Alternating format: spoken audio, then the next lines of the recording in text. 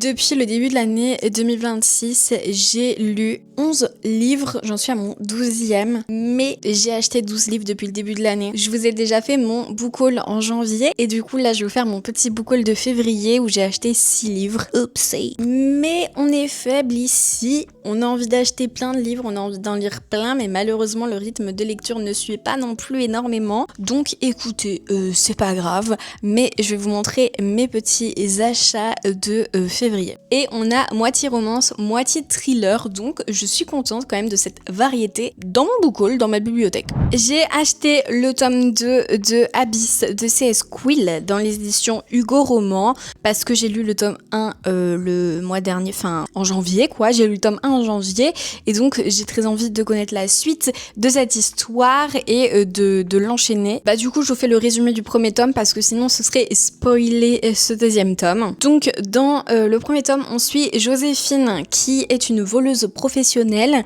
qui vole depuis des années et elle va se retrouver à devoir voler le port de la Nouvelle-Orléans, sauf que ce port il appartient pas à n'importe qui, il appartient à Vance Rackham qui est l'un des pirates modernes de nos années quoi, et il détient ce port et elle va se faire choper et donc elle va être amenée à devoir le fréquenter lui et son équipe et son équipage. Ils vont se retrouver à faire des missions ensemble, donc je vous en dis pas plus, mais j'ai hâte de par ce qui se passe à la fin du premier tome de lire ce deuxième, en sachant aussi qu'on est sur vraiment un énorme slow burn dans le premier tome, donc j'ai hâte aussi de continuer avec ce tome 2, de voir la relation des personnages évoluer, et je pense que ça va bien évoluer, en tout cas il y a intérêt parce que là on est déjà dans le tome 2, donc vraiment trop hâte. J'ai également acheté le tome 3 des Losers Fraternity en février et je l'ai déjà lu, donc au moins il est pas resté très longtemps dans ma pile à lire. Vous savez sûrement que le tome 2 a été un énorme coup de cœur, donc du coup j'avais vraiment très hâte de continuer la saga et de lire le tome 3, de voir si par hasard j'allais encore plus aimer ce tome 3 que le tome 2. Finalement c'était plutôt, c'était très sympa, mais c'était pas non plus un coup de cœur international, c'était une très bonne lecture que je recommande, parce que dans ce livre on suit Jordi et Cassiopée. Jordi, lui, il a un peu des séquelles de quand il était enfant, adolescent, où il se faisait un peu martyriser à l'école par les autres, il vivait beaucoup de harcèlement scolaire, et du coup, il a gardé un petit peu ça en lui, donc là on les suit à l'université, il a changé, il a maigri parce que il était vraiment complexé par son physique et par les remarques des autres, donc il s'est obligé à changer, et en parallèle on suit Cassiopée qui elle vit un petit peu sa vie pour sa mère, elle fait tout pour que sa mère soit contente de sa vie, elle sort avec le beau gosse du lycée et donc de l'université aussi, parce que en fait c'est aussi le fils du chef de sa mère, donc du coup pour faire plaisir à sa mère elle sort avec lui, sauf qu'elle s'oublie énormément, et en fait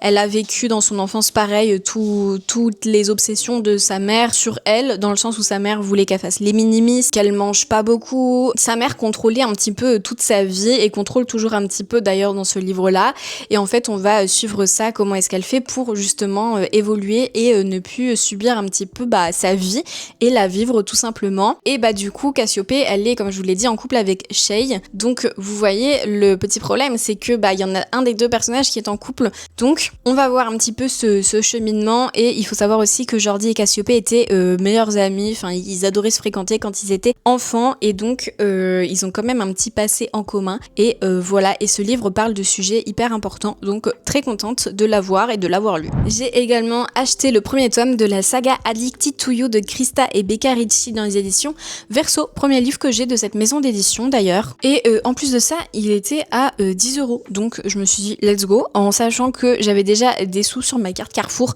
et je l'ai acheté à Carrefour, donc je crois que j'avais un peu plus de 7€, donc en soi il m'est revenu pratiquement gratuit, donc hyper contente parce que tout le monde en parle bien de cette saga, et j'ai appris il y a pas longtemps, juste après l'avoir acheté, que c'est une saga de 2013 je crois, donc j'ai un petit peu peur de comment est-ce que ça a vieilli, parce que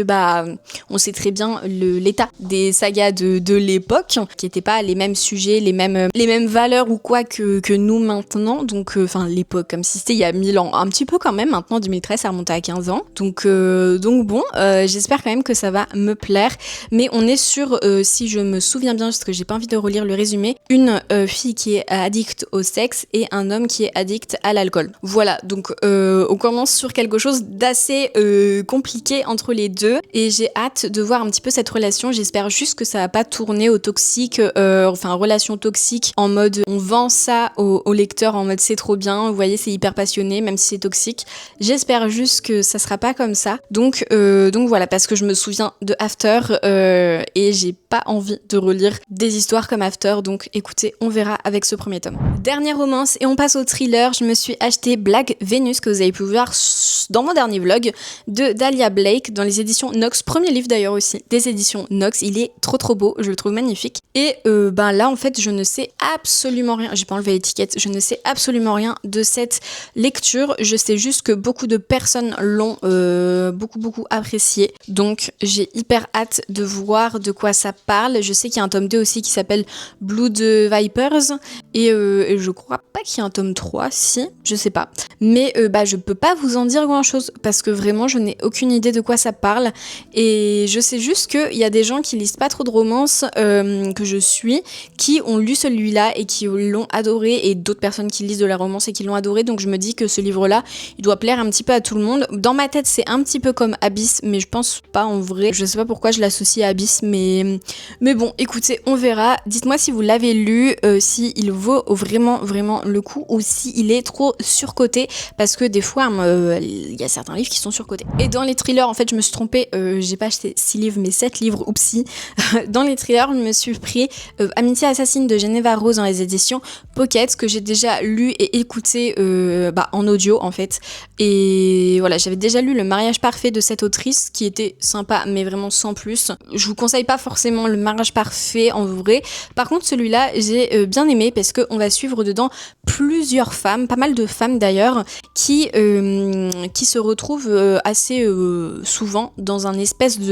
d'institut qui est tenu par, je sais plus comment est-ce qu'elle s'appelle, Jenny, qui est tenue par Jenny, qui est une coiffeuse, esthéticienne, elle fait un peu de tout, et ce salon il est pas ouvert à tout le monde, il est ouvert qu'à 25 femmes riches, bourgeoises d'une petite ville, parce que ça se passe à Buckhead, voilà. C'est vraiment pour des femmes qui vivent dans le quartier chic, des femmes de luxe, tout ça. Et ça commence, l'histoire commence surtout par le fait qu'il y en ait une qui se fasse larguer, qui se fait plutôt larguer par son mari, et en fait ça va engendrer pas mal de petits trucs. Il y a des femmes qui vont lui tourner le dos, et surtout on va retrouver un meurtre. Il y en a une qui va finir par mourir, je vous dis pas laquelle évidemment, mais j'ai bien aimé, et surtout en audio en fait, c'était super sympa à écouter, et donc trop contente, parce que même s'il y a le mystère et tout, on rentre un petit peu dans la vie de ces femmes, et j'ai bien aimé parce qu'elles ont vraiment tout un caractère hyper différent, donc c'est vraiment très sympa. Je suis pas là pour faire un update lecture, mais je vous le conseille beaucoup plus que Le mariage parfait, celui-là. J'ai également acheté Maman à l'oreille de Amy Tintera dans les éditions J'ai lu, parce que tout le monde en parle, et voilà. Et comme le prochain, je ne sais absolument rien dessus, et j'ai pas envie de savoir quoi que ce soit sur cette histoire, si ce n'est que Freda McFadden l'a adoré, donc voilà, et beaucoup de personnes aussi l'ont adoré, donc je me dis pourquoi pas, parce que je suis dans ma lancée des thrillers, j'ai très envie d'en lire beaucoup plus et de retrouver un petit peu cette fluidité, cette addiction à tourner les pages que j'ai dans les Freda McFadden, même si certains Freda McFadden me laissent un petit peu sur ma faim, parce que en vrai je pense qu'à partir du moment où on lit tout le temps la même autrice de thriller, donc on commence à comprendre un peu les stratagèmes et tout, donc bon, j'espère que celui-là va me retourner le cerveau et que je vais être choquée, je l'espère tellement. Et la même chose pour celui-ci, donc Toutes ces fautes de Andrea Mara dans les éditions Point. Pareil, en fait, pour moi, j'associe vraiment les deux, Maman à l'oreille et Toutes ces fautes, je les associe vraiment, parce que j'ai l'impression que les gens qui lisent Maman à l'oreille et qui ont aimé Maman à l'oreille lisent Toutes ces fautes et aiment Toutes ces fautes, donc je me dis en vrai pourquoi pas, on verra. Pareil, j'ai énormément d'attentes, donc j'espère juste que mes attentes vont être comblées et que je ne vais pas être déçue parce que franchement, les derniers Freida McFadden, la locataire et le boyfriend m'ont déçue parce que franchement j'étais... en fait, je trouve que le plot twist, on le voit arriver à 1000 à l'heure, donc bon, écoutez, c'est pas grave, mais j'espère que ceux-là vont me retourner le cerveau et j'espère surtout réussir à aimer d'autres thrillers que Freida McFadden. Donc voilà, n'hésitez pas à me conseiller des thrillers qui sont dans la même vibe que les Freida McFadden, je recherche désespérément des thrillers comme ça. Et bien écoutez, on en a terminé pour ce book haul de 7 livres, donc j'ai acheté plus de livres en 2026 que je n'en ai lu, mais on va essayer vraiment là de calmer le jeu parce qu'il faut arrêter d'acheter et il faut vider la pile à lire, n'est-ce pas? En plus, je suis en train de faire des relectures, donc du coup ma pile à lire ne se vide pas, elle ne fait que de se remplir, mais écoutez, c'est pas grave, c'est l'affaire du début d'année. J'espère que ce book haul vous a plu, n'hésitez pas à me dire si vous avez lu des livres que j'ai présentés, si vous les avez aimés, et n'hésitez pas à vous abonner à la chaîne si ce n'est toujours pas fait, à liker cette vidéo si vous avez aimé, à me mettre un petit commentaire pour me dire combien de livres vous avez acheté en février, est-ce que vous êtes en no-buy, est-ce que vous faites plaisir, est-ce que vous craquez, dites-moi tout ça et puis je vous dis à plus dans une prochaine vidéo qui sera un vlog. Et c'est la dernière fois que je filme d'ailleurs une vidéo facecam dans ce décor, donc bye le décor, bisous.